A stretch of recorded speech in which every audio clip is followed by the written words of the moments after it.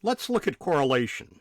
Correlation measures the strength of the linear association between two numerical variables.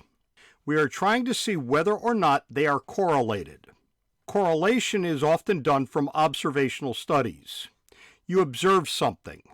You see something going on. You're trying to figure out whether the two things that you're seeing are actually correlated.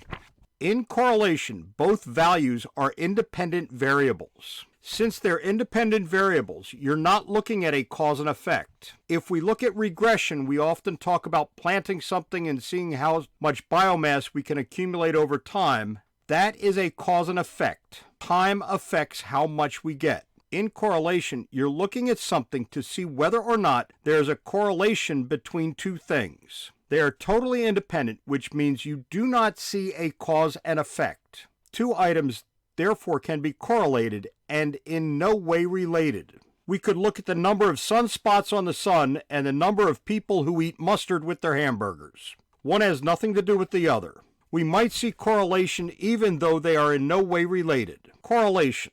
Calculation is similar to regression. We're working on the same mathematical principles. We are not going into the in-depth part of how the math works, but rather on how to do the math. It's similar to regression in the math we do. The difference is the two variables are independent of each other, which means that there is no cause and effect. Intercept is calculated as it would be in regression. Slope is calculated as it would be in regression. We've got a video on how to calculate these. We look therefore at the correlation coefficient. The correlation coefficient tells us how well our correlation is to what we've got going on. The correlation coefficient measures the strength of the linear association between two numerical variables. In this case, we're just dealing with linear correlation. It must be linear. It must be numerical. The correlation coefficient always falls between -1 and +1. If it does not fall between -1 and +1, something went wrong with the math. The closer it is to -1, or the closer it is to +1, shows a very strong relationship in our correlation. A positive value shows you a positive trend. A negative value shows you a negative trend. Positive value says when one value goes up, the other goes up. Negative value says when one value goes up, the other goes down. To look at that, we need to calculate the following values. We need the number of pairs that we have. We need the sum of all the x's. We need the sum of all the y values. We need the sum of each x squared value. We take the x value, we square it, and then we add these. We need the sum of all the y squared values. We need the sum of each xy, which means we take our x value, we multiply it by the corresponding y value, and that gives us our xy. We are then going to take these values and put them in this monstrous equation. The r is equal to, in the numerator, we have n, the number of things we've got, times the sum of the xy minus the sum of the x times the sum of the y. On the bottom, we've got n times the sum of the x squared minus the sum of the x values squared. That's in a bracket. Then we've got to multiply that times n times the sum of the y squared values minus the sum of the y values squared. Once we have each of these values, we can solve the equation. We're going to multiply those numbers together in the denominator. We're going to take the square root of it. All of this is rather easy to do on an Excel spreadsheet, or you can do it using a calculator. Over here, we take these values. We've already calculated these. You then take these values, you plug and play. The n value, which is 21, gets plugged in these spots. The sum of the x values gets plugged in here. The sum of the y values gets plugged in here. The sum of the x squareds over there. The sum of the y squared over there. The sum of the xy values is up over there.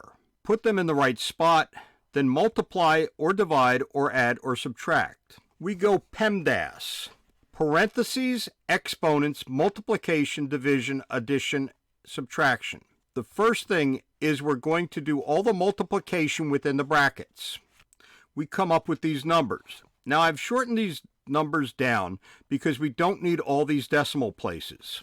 We must be cognizant about how many decimal places we've got. We can use a lot of them to deal with the mathematical part of these, but in the end we want to reduce it down to a reasonable number, which is normally going to be a couple of decimal places. We get these values. We solve those. You can see the numerator comes out very quickly.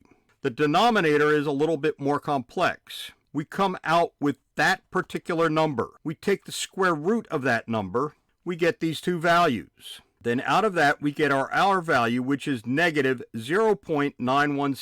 0.917 is a very good R value. We can look up the significance of the correlation coefficient by looking up the critical values of the correlation coefficient R. Let's look at degrees of freedom, n minus 2. Take the number of pairs and subtract 2. Then check the critical value. In our case, notice it is a negative number. We are looking at calcium and disease. This tells us as our calcium content in the plant goes up, disease goes down. It is negatively correlated. Notice the negative trend. We can calculate the intercept of the line. Here's our equation. We just take our numbers and we plug and play. In this case, we solve the numerator and the denominator. We come out with our intercept equaling 3.96. We calculate the slope in the same manner. Here is our equation. We just plug and play. Calculate the numerator first, then the denominator. We come out with a slope of negative 4.383. Then we can plot the line. Here's a scatter plot of these values. Notice the negative trend. Placing the line helps us visualize both the negative value of the correlation and how well the data fit the correlation.